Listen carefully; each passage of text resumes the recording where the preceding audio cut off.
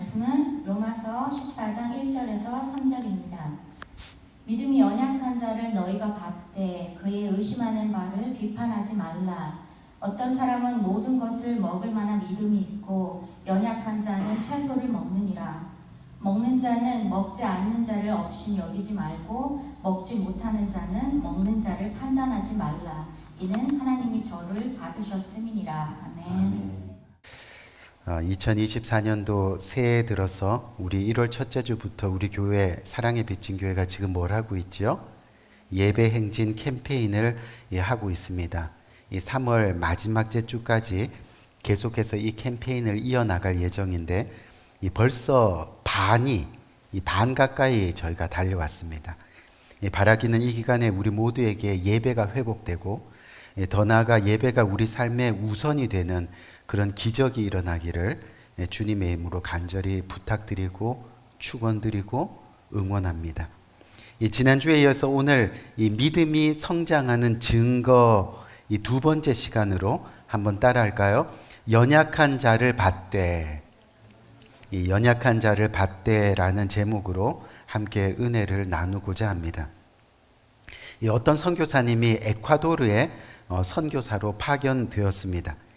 이 파견되어서 처음 6개월 동안은 선교지에 적응도 하고 또 언어도 배우고 하느라고 이 정신없이 생활을 하게 되었습니다. 그리고 한 6개월 조금 지난 무렵에 이 옆 동네 선교사님께서 이 교회를 건축하셨는데 그 헌당 예배의 자리에 이 선교사님 내외를 초대하게 되었습니다. 사실 선교지에 왔는데 언어 배우고 또 생활에 적응하느라 이 선교지에 있는 현지인들과 만나는 것이 이 선교사님에게는 처음이었습니다. 조금 긴장된 마음, 떨리는 마음으로 예배에 참석하고 그리고 은혜롭게 예배를 마쳤습니다. 예배를 다 마치고 나서 그 선교지 현지인들과 함께 그곳에서 축하 파티, 식사가 준비되었는데 사실 이 선교사님이 처음 남미 원주민들이 먹는 그 음식을 대하는 것이라서 어느 정도 기대도 하고 또 궁금하기도 하고 그래서 기쁜 마음으로 어쨌든 그 식사 자리를 참여했다는 겁니다. 식사 시간에 첫 번째 음식이 나왔는데 스프가 나왔습니다. 이 모습과 냄새가 뭐 한국이랑 다를 바 없이 비슷하고 또 냄새도 좋고 해서 이 속으로 먹을만 하겠는데 하면서 숟가락으로 스프를 한 숟가락 딱 뜨니까 갑자기 이 닭 대가리들이 스프에서 둥둥둥둥둥둥 떠오르더라는 거죠. 닭 대가리에 벼슬도 그대로 있고 또 닭이 눈도 안 감고 둥둥 뜬 채로 이 선교사님을 빤히 쳐다보더라는 거예요. 그래서 어떻게 선교사인데 할 수 없어가지고 계속 헛구역질을 하면서 그렇게 스프를 다 먹었다는 겁니다. 근데 먹자마자 바로 스프 먹은 그릇을 그대로 가져가더니 이 씻지도 않은 그릇에 또 누가 먹었는지도 모르는 그 그릇에 튀긴 닭대가리와 몇 개의 감자 그리고 밥이 담겨져 나왔다는 겁니다.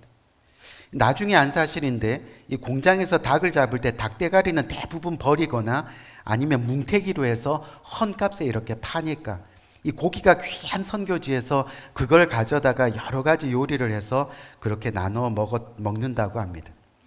근데 그 메인 식사를 하는 도중에 아마 여러분들도 들어보신 분이 있는데 치차라는 이 남미 전통 음료가 있습니다. 그 남미 전통 음료가 큰 대야 같은 곳에서 담겨져 나왔는데 뭐 보기에는 색깔도 예쁘고 또 얼핏 보기에는 또 우리나라 뭐 식혜 같은 그런 느낌도 들고 근데 문제는 뭐냐면 그 안에 컵이 딱 하나밖에 없는 겁니다. 컵을 자세히 보니까 그 컵도 그냥 때가 꼬짓꼬짓하게 있는데 그 사람들이 그 컵 하나로 이 손도 담궈가면서 이렇게 덜어가지고 그 음료를 마시더라는 거죠. 음식이 맛있느냐 아니냐를 떠나서 위생 문제 또한 그 선교사님의 마음에 계속 걸리더라는 거예요. 일정을 다 마치고 나서 선교사님이 숙소로 돌아와서 마음을 좀 안정시키려고 성경을 쫙 펼쳤는데 성경에서 갑자기 닭대가리들이 막 둥실둥실 떠오르더라는 거예요. 그래서 성경을 덮고 이번에는 기도하려고 눈을 감았는데 갑자기 눈앞에 닭대가리 튀김이 막 나타나더라는 거예요. 그래서 하나님, 선교고 뭐고 저는 정말 이 닭대가리 먹는 사람들 도저히 못 받아들이겠습니다 하고는 그렇게 엉엉 울다가 이 잠이 들었다는 거죠. 그때 꿈에 예수님 음성이 들리는데, 나도 성육신에서 세상에 내려가 너희가 먹는 세상의 음식 다 먹으면서 살았는데 너도 선교사로 선교지에 가서 그 나라 음식 잘 먹도록 노력하는 것이 당연한 것 아니겠니? 그리고 성경에서 이미 말했던 것처럼 사람의 입으로 들어가는 것이 더러운 것이 아니라 입에서 나오는 것이 더러운 건데 너무 위생 때문에 힘들어하지 말았으면 좋겠다 하고는 이어서 이 베드로가 환상 중에 내려온 율법의 부정한 음식을 먹을 수 없다고 할 때 하나님이 부정하지 않다고 하시면서 먹도록 지시하는 그 환상이 보이더라는 겁니다. 이 잠에서 깬 이 선교사님이, 그래 수많은 선배 선교사님들도 현지 음식 때문에 힘들어하고 고생했겠지만 이 선교지 현지 음식 때문에 죽었다는 선교사를 이 선교 역사에서 단 한 번도 들어보지 못했으니까 그러면서 하나님 보내신 것에 순종하면서 현지 사람들을 잘 받아들이고 품고 그렇게 선교사역 잘 감당하겠습니다 하고는 그 선교사님 내외가 선교지에 남아서 이제는 닭대가리도 잘 드시면서 이 사역을 열심히 감당하게 되었다고 합니다. 우리 귀한 성도님들, 이 사람에 따라 호불호가 심하게 갈리는 음식들이 들어 있습니다. 뭐 닭발이나 곱창, 번데기, 그리고 홍어 같은 음식들이 아마도 그런 것일 수 있습니다. 그런데 어느 날 우리 교회가 친교 시간에 다 같이 모여서 이 닭발을 호로록 이렇게 먹고 또 이쑤시개로 번데기를 하나하나씩 찍어서 먹는 모습을 우리 조나단 형제님이 보시게 된다면 아마도 적지 않은 이 충격을 받을 수도 있을 겁니다. 무슨 이야기냐면 오늘 본문의 배경이 되는 이 로마 교회가 바로 이와 비슷한 상황을 겪고 있는 중입니다. 우리 교회를 보더라도 알 수 있듯이 교회는 서로 다른 배경을 가진 사람들이 모여 있기 때문에요. 생각의 차이가 있고 또 생활 방식이나 취향이나 그리고 습관들이 각각 다릅니다. 그런데 때로는 그것들로 인해서 즉 생각의 차이, 또 생활 방식의 차이, 또 습관의 차이들로 인해서 서로 멀어지기도 하고 서로 정죄하기도 하고 급기야는 서로 미워하는 일들도 일어나게 된다는 거죠. 그리고 그것이 결국은 교회의 하나됨을 위협하는 갈등이 될 수도 있다는 겁니다. 오늘 본문 2절 말씀 한번 볼까요? 오늘 본문 2절 말씀을 보면 지금 로마 교회가 무엇 때문에 성도들이 서로 정죄하면서 갈라지고 있는지를 우리는 잘 알 수 있습니다. 2절 말씀을 보니까 어떤 사람은 모든 것을 먹을 만한 믿음이 있고 믿음이 약한 자는 채소만 먹느니라 라고 말씀하고 있는 거죠. 지금 보니까 모든 것을 먹을 수 있는 믿음이 강한 사람이 있습니다. 그리고 채소만 먹는 믿음이 약한 사람이 있습니다. 여기서 채소만 먹는다는 것은 이 다이어트나 또는 건강을 위해서 채식주의자가 된 것을 말하는 것이 아닙니다. 여기서 채소만 먹는 사람들은 예수님이 이 땅에 오셔서 파하셨던 바로 유대교의 정결법을 계속해서 자기들이 믿으면서 사람들을 정죄하고 판단하는 그런 사람들을 이야기하고 있는 겁니다. 다시 쉽게 말하면요, 예수님을 믿는 것이 아니라 자신들이 믿고 싶은 것을 지금 믿고 있는다는 거예요. 아무리 예수님이 이제 이거는 아니다, 이거는 성경 말씀이 아니다라고 얘기를 해도 본인들이 믿고 싶은 대로 믿고 그것 때문에 사람들을 정죄하는 모습이 있었다는 겁니다. 그들이 생각하기에는 고기는 반드시 율법이 정한 대로 그렇게 도축하고 잘라내고 그래서 그것만 먹을 수 있는데 그렇게 하지 않은 고기는 절대 먹을 수 없는데 사람들이 고기를 아무렇게나 먹는 모습들을 보면서 정죄하기 시작했다는 겁니다. 그러다 보니까 이 고기도 율법처럼 이렇게 자른 고기가 아닐 수 있어. 그러다 보니까 어떻게 됐어요? 고기를 먹지 않는 겁니다. 입에도 되지 않는 겁니다. 근데 이것은요, 단지 음식에 대한 것만으로 끝난 것이 아닙니다. 오늘 로마서 14장 5절 말씀 한번 볼까요? 14장 5절 말씀을 보니까 어떤 사람은 이 날을 전날보다 낮게 여기고 어떤 사람은 모든 날을 같게 여기나니 각각 자기 마음으로 확정할지니라 라고 그렇게 말씀합니다. 이게 무슨 이야기냐면요, 한 가지 맞지 않는 것이 생겨서 서로 비판하는 것이 아니라 자기 생각만 주장하는 모습입니다. 유대교에서 지키는 절기도 결국 그것 때문에 그들을 둘로 나뉘게 만들었습니다. 쉽게 말하면 예수님이 이 날을 주일로 지켜라 라고 말씀하시는데, 믿음이 없는 사람들이 유대 배경을 보면서 저 날을 안식일로 지켜야 합니다 라고 주장하고 있다는 겁니다. 예수님이 성경이 말씀하시는데도 본인의 주장이 살아있다는 그런 이야기죠. 그렇다 보니 믿음이 있는 사람들은 믿음이 약한 사람들을 보면서 여전히 과거 율법에 얽매여서 옛것에 사로잡혀 있는 그런 고집센 사람들이라고 생각하고요. 또 반면에 믿음이 약한 사람들은 믿음이 있는 사람들을 이 유대 율법을 지키지 않으면서 하나님의 명령을 무시하는 그런 교만한 사람들이라고 생각하고, 그렇게 서로 비판하고 서로 정죄하는 모습이 지금 로마 교회 안에 일어나고 있다는 그런 이야기입니다. 이런 상황에서 사도 바울이 오늘 로마 교회의 성도들에게 하나님의 말씀을 전합니다. 오늘 본문 1절 말씀을 한번 볼까요? 1절을 보니까 믿음이 연약한 자를 받되, 즉 받으라 라고 그렇게 선포하고 있는 겁니다. 여러분, 여기서 받되라는 말은 받으라의 명령어입니다. 원어를 보니까 환영해라 라는 그런 말입니다. 지금 교회를 다니지만 아직 예수님이 누군지, 또 지금 교회를 다니고 있지만은 그리스도의 삶이 어떤 건지 잘 몰라서, 그래서 아직까지 생활에 변화가 없습니다. 걸핏하면 자기 생각대로 행동하다 시험이 들어서 넘어지고 정죄하고 비판하고 미워하는 사람들, 그래서 예수님의 가르침을 어기는 실수를 하기도 하고 또 성경의 가르침의 옛 습관을, 또 세상의 욕심을 드러내기도 하는 그런 사람들, 그런 사람들을 어떻게 하라고요? 받으라 라고 그렇게 말씀하고 있는 겁니다. 사도 바울은 지금 하나님의 심정으로 너희 믿음이 있는 사람들아, 이런 연약한 사람들을 받으라 라고 권면하고 있는 것. 깨달아 변화될 때까지 기다리고 참으라 말씀하고 있는 겁니다. 같이 비판하고 정죄하지 말고 그들을 믿음으로 격려하고 복음으로 환영하라라고 말씀하고 있는 겁니다.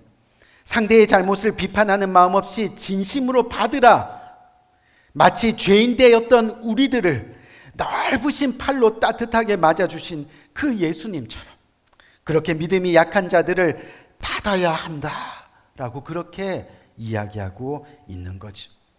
우리 사랑하는 성도님들, 이것이 바로 믿음이 성장하는 증거입니다. 자기 안에 비판이 사라집니다. 자기 안에 정죄함이 사라집니다. 도리어 영혼을 불쌍히 여기고 영혼을 긍휼히 여기고 더 나아가 영혼을 위해서 기도합니다. 이것이 바로 우리의 믿음이 성장하는 모습이라는 겁니다. 사도 바울은 계속해서 오늘 본문 3절에서 이렇게 이야기하고 있죠. 어떻게 해요?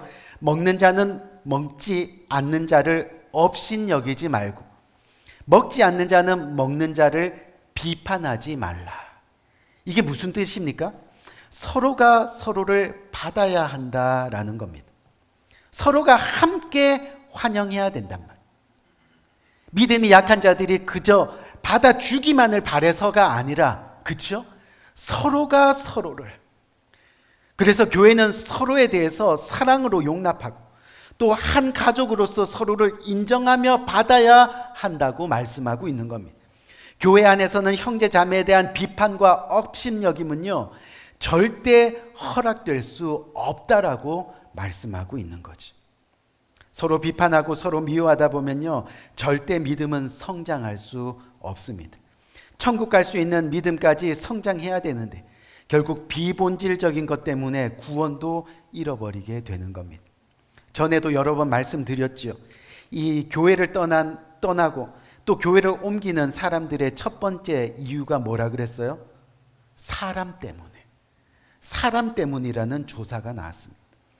예수님만 온전히 바라보고 믿기에도 우리 인생의 시간이 부족한데 예수님 믿기 전에 사람 때문에 이리저리 방황하다가 믿음 생활 제대로 못하고 결국 인생의 황혼을 맞이하게 된다면 이것만큼 불행한 것은 없다는 겁니다. 여러분, 믿음은 반드시 성장해야 됩니다. 그렇기 때문에 우리는 오늘 받으라 라는 이 명령에 순종해야 하는 겁니다. 비록 저 사람이 믿음이 약한 사람이라 할지라도, 그래서 가까이 하기에 불편하고 답이 없어 보인다 할지라도, 또 나에게 어려움을 주는 사람이라 하더라도 받아주라는 겁니다. 긍휼로 받아주고 불쌍한 마음으로 받아주고 그렇게 하라는 겁니다. 왜요? 그 이유가 너무 간단합니다. 오늘 본문 3절 말씀, 하반절 말씀을 한번 봅시다. 하반절 말씀을 보니까 이는 하나님이 그를 받으셨습니다. 아멘. 여러분, 하나님이 그를 받으셨기 때문에 하나님을 믿는 우리도, 하나님을 따르는 그리스도인들은 그렇게 받아야 한다는 겁니다. 하나님이 받으신 자를 우리가 거절할 수 있는 권한이 없습니다. 하나님이 받으셨는데 우리가 안 된다라고 얘기할 수 있는 그런 힘이 없다는 겁니다. 결국 우리의 믿음이 성장하는 증거는 우리가 사람을 대하는 기준이 바로 누구에게 있는지를 보면 알게 되는 겁니다. 무슨 이야기냐면 그 기준이 나에게 있는 것이 아니라 하나님께 있다는 거예요. 내 눈으로 사람을 보면 다 불편하게 생각됩니다. 다 모자라게 생각됩니다. 내 눈으로 보면요. 하지만 하나님의 눈으로 보면 사람들이 다 예뻐 보입니다. 다 사랑스러워 보입니다. 실수도 눈 감아줄 수 있게 되는 겁니다. 우리는 이기적이고 편협하지만요, 하나님은 의로우시고 공정하십니다. 우리는 부족하고 위선적이지만 하나님은 완전하고 완벽하신 분이십니다. 그래서 하나님의 명령을 따르는 것이 우리에게 최선인 겁니다. 하나님이 받으셨기에 우리도 받는 겁니다. 그 명령을 따르는 겁니다. 그것이 바로 우리가 믿음이 성장하고 있다는 증거가 되는 거죠. 우리 사랑하는 성도님들, 사실 자신과 다른 사람을 받아들이는 것이 쉬운 일인가요? 아니죠. 결국 쉬운 일은 아닙니다. 고통과 아픔이 있을 수도 있습니다. 하지만 우리 주님이 죄인된 우리를 받으시기 위해서 고난을 받으셨습니다. 그것을 생각해야 합니다. 주님이 우리를 받으시기 위해서 십자가 심판을 받으셨습니다. 무슨 말이냐면 결국 주님이 먼저 받으셨기 때문에 우리도 받을 수 있어야 하는 겁니다. 주님이 우리를 받으셨기 때문에 우리도 서로를 받을 수 있어야 하는 겁니다. 이 명령을 지키는 것이 신앙생활에 매우 중요한 겁니다. 이 명령을 지키는 것이 왜 중요하냐 하면 그 이유가 바로 오늘 로마서 14장 밑으로 가보면 10절 말씀이 나옵니다. 이 10절 말씀 한번 볼까요? 10절 말씀을 보니까 뭐라 그래요? 내가 어찌하여 내 형제를 비판하느냐? 어찌하여 내 형제를 업신여기느냐?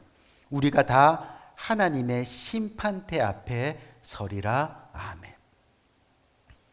우리 사랑하는 성도님, 우리가 언젠가는 다 하나님의 심판대 앞에 서게 될 겁니다.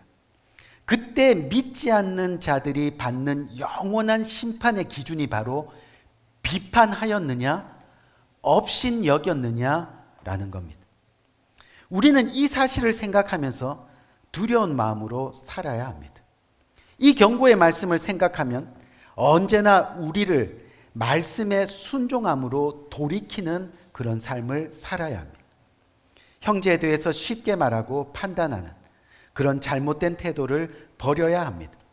나는 괜찮은 것처럼 착각하고 교만해서 다른 사람들을 판단했던 잘못들, 그리고 그러한 실수를 반복하지 않기를 결단해야 한다는 겁니다. 우리 귀한 성도님들, 믿음이 약한 것보다 더 안 좋은 것은 믿음이 약한 자를 비판하고 업신여기는 겁니다. 믿음이 약한 것보다 더 나쁜 것은 형제를 사랑하지 않는 겁니다.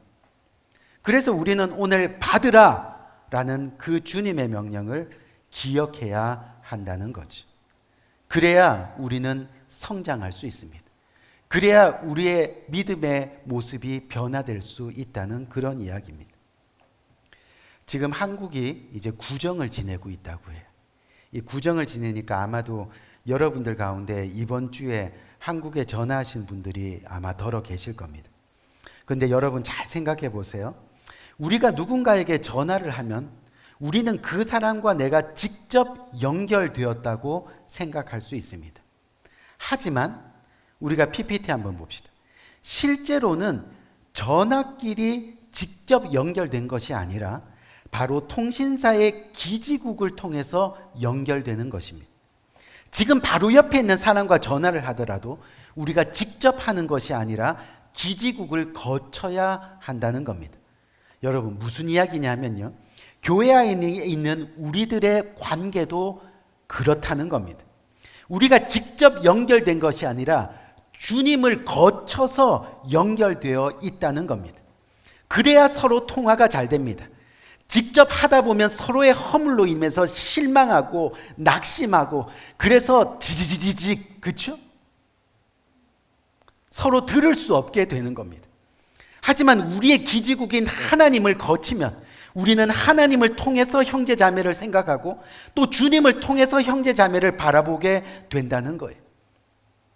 그렇게 우리가 주님을 거쳐서 지체들과 통하면 받으라는 명령에 순종할 수 있게 되는 겁니다. 우리가 형제자매를 대할 때 이 사실을 기억해야 됩니다. 그래야 주님처럼 생각하고 주님처럼 이해하고 주님처럼 대화하게 대하는 겁니다. 더 이상 피하지 않습니다. 더 이상 숨지 않습니다. 우리가 주님의 마음으로 서로를 대하다 보면 결국 화합하고 하나 될 수 있게 되는 겁니다. 받아들이면 비판이 사라집니다. 환영하고 안아주는 업신 여기는 것이 사라지게 됩니다. 그것이 바로 우리 믿음이 성장하고 있다는 증거가 됩니다. 부디 끝까지 서로 사랑하면서 또 주님의 몸된 교회를 세워가는 우리 모두가 되기를 주님의 이름으로 간절히 축원드립니다. 우리 한번 기도할까요?